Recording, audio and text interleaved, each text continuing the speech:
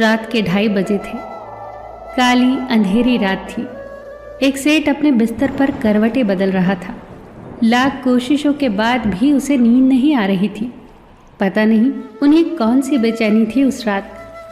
सेठ ने कार निकाली और मंदिर में जाकर बैठ गए।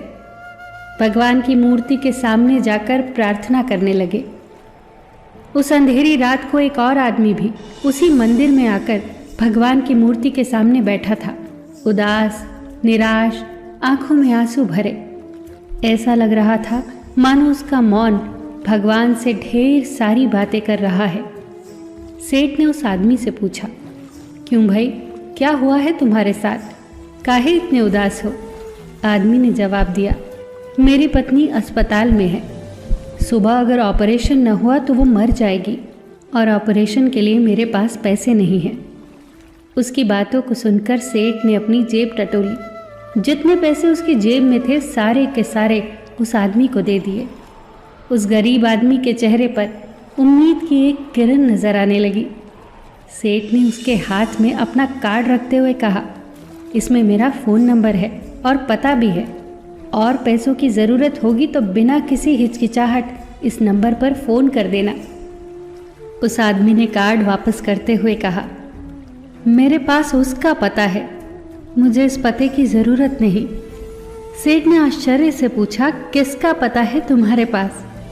उस आदमी ने जवाब दिया, उसी का पता जिसने इस काली अंधेरी रात को 2:30 बजे आपको यहाँ भेजा, उसका पता है मेरे पास। एक बार उसके होने पर विश्वास तो करके देखिए, फिर आपको किसी के पते की ज़रूरत नहीं। उसके होने का विश्वास ही आपकी प्रार्थनाओं को दिल से निकालेगा, और अगर प्रार्थनाएं दिल से निकलेंगी और उन प्रार्थनाओं में विश्वास शामिल होगा तो प्रार्थनाएं ज़रूर कबूल होंगी।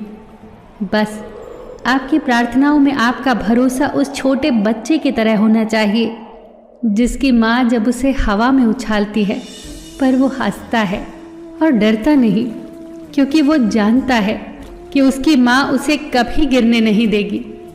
अपनी प्रार्थनाओं में वही मासूमियत लाइए। प्रार्थनाएं जो विश्वास से सराबोर होती हैं वो एक मानसिक तस्वीर बना देती हैं जिस पर आपका मन रचनात्मक रूप से प्रतिक्रिया करने लगता है। कहा जाता है ना कि जिस चीज़ को आप दिल से पाना चाहो तो पूरी कायनात भी उसे आपसे मिलाने में आपकी मदद करती है।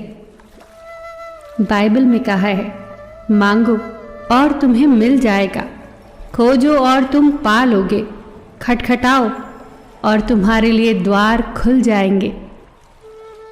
आपको पूरे विश्वास के साथ प्रार्थना करनी होगी, पूरे विश्वास से मांगना होगा, तभी आपको मिलेगा।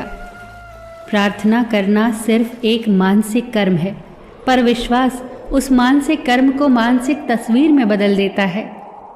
उन चीज़ों को घटते हुए महसूस करो जिसके लिए आप प्रार्थना कर रहे हो, तभी प्रार्थना पूरी होगी, तभी प्रार्थना कबूल होगी, तभी उसे स्वीकृति मिलेगी। और कहा भी गया है कि एक तस्वीर 1000 शब्दों के बराबर होती है। एक बार की बात है, रामपुर नाम का एक छोटा सा गांव था। 4 साल बीत गए थे। रामपुर में बारिश की एक बूंद तक न बरसी थी। धरती तरस गई थी, लोग बेहाल हो गए थे।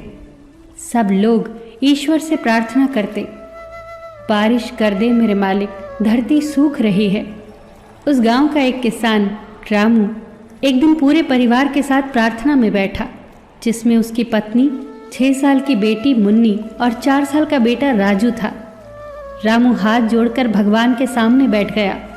रुंधी हुई आवाज़ में आंसुओं को आंखों के भीतर छुपाकर बोला, सुना है, भगवान बच्चों की बहुत जल्दी सुनता है। चलो हम सब मिलकर ईश्वर से बारिश के लिए प्रार्थना करते हैं। सभी अपनी अपनी तरह से प्रार्थना करने लगे। मुन्नी मन ही मन भगवान से कह रही थी, मेरे बाबा बहुत परेशान हैं, आप तो सब कुछ कर सकते हैं, हमारे गांव में बारिश कर दीजिए ना। पूजा के बाद सब लोग उठ गए। रामू कुछ काम से बाहर जाने लगा। आप कहाँ जा रहे हैं बाबा? मुन्नी बोली। बस खेत तक ही जा रहा हूँ मुन्नी, बाबा बोले। बाबा रुको, अपने साथ छाता तो ले जाओ। मुन्नी दौड़कर भीतर गई और खूंटी से टंगा छाता ले आई। छाता देखकर रामू बोला, अरे मुन्नी, भला अब इसका क्या काम? शाम होने को है, धूप तो कब की जा चुकी। मुन्नी मासूमियत से बोली, बाबा आप भूल गए, अभी थोड़ी देर पहले ही तो हमने प्रार्थना की है, कहीं बारिश हो गई तो? मुन्नी का जवाब सुनकर रामू तो स्तब्ध रह गया। कभी वो आसमान की तरफ देखता, कभी मुन्नी के मासूम चेहरे की तरफ।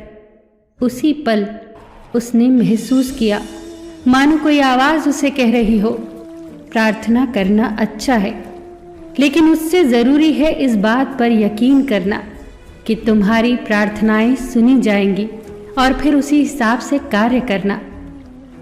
हम सभी प्रार्थना करते हैं, पर अगर प्रार्थना में विश्वास न हो तो प्रार्थना सिर्फ शब्द बनकर रह जाती है, केवल एक मानसिक कर्म बनकर रह जाती है। प्रार्थना में विश्वास रूपी रंग से मानसिक तस्वीर बनाओ। उन चीज़ों को होते हुए महसूस करो जिसके लिए आप प्रार्थना कर रहे हो, तभी प्रार्थनाएं सफल होंगी। फिर मिलेंगे दोस्तों अगली वीडियो के साथ। तब तक के लिए अपना ख्याल रखना और हमेशा मुस्कुराते रहना।